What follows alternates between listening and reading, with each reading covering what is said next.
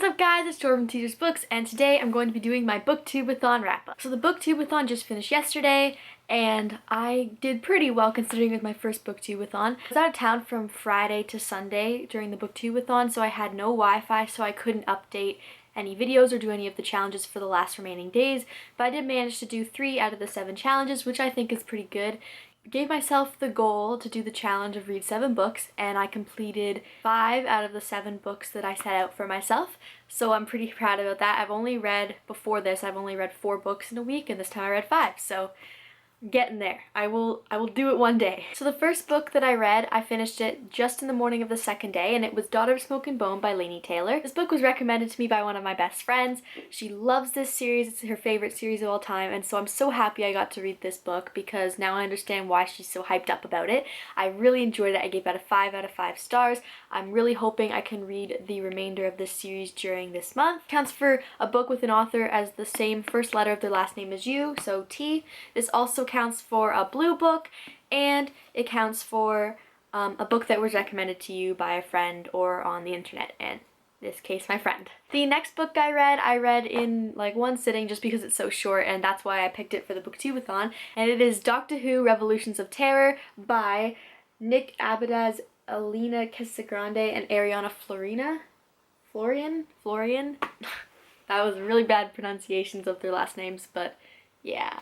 I really enjoyed this. I don't think I would have enjoyed it as much if I wasn't a fan of Doctor Who. I think the only reason I really enjoyed it because it was the 10th Doctor. I think that if it was just about some time traveling guy who wasn't Doctor Who, I wouldn't have enjoyed it as much. The plot wasn't that great, but the pictures were good. I gave this 3 out of 5 stars, and hopefully I can continue on with this little mini series of David Tennant, but I'm not sure if I will or not. This book counts for a book with blue on the cover. The next book I read is Half Bad by I said Half Bad like every time in the videos this week. I read Half Blood by Jennifer L. Armentrout. I got this book in the mail, so this counts for the last book I acquired. Really enjoyed this book, and I just ordered the next 2 books in the series off the Book Depository. I'm anxiously waiting for those 2 to come in the mail.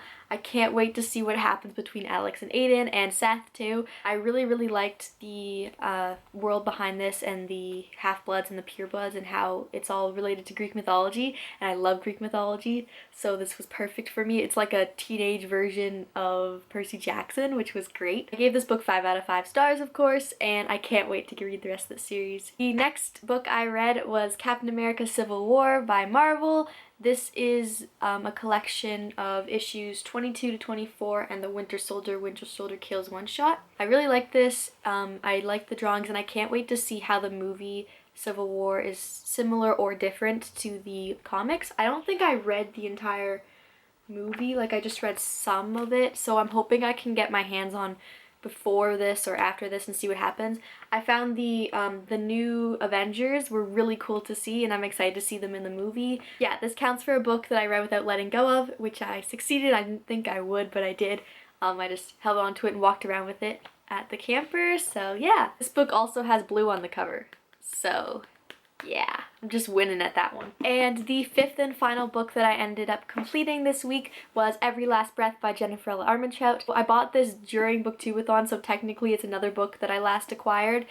I finished this book last night at about 9 o'clock, and I really enjoyed it. I read it in one day. It was so good. It was such a good ending to such an amazing series, and I'm so happy with the ending. This book counts also for a book that I really wanted to read, and I'm so happy that I got to read this week. 5 out of 5 stars, of course. And even though I didn't complete this book, I'm still gonna say that I read a bit because I am doing a free trial of Scribd right now, and I found the audiobook, and it was one of the books I set aside to read that I wanted to read for Booktubeathon, and I decided to listen to it, and then I found out it was narrated by Will Wheaton, and I just thought that was incredible just because of the type of book it is.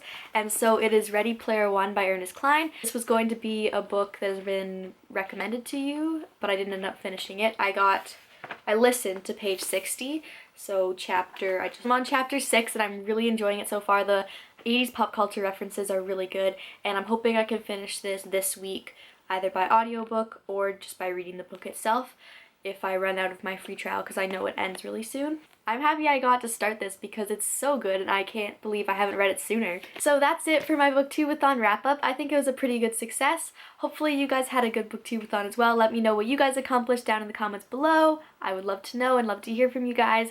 Once again, you can follow me on my Twitter, Tumblr, Instagram, and my blog. I'll put the links down below. Thanks for watching and keep on reading, guys. Bye!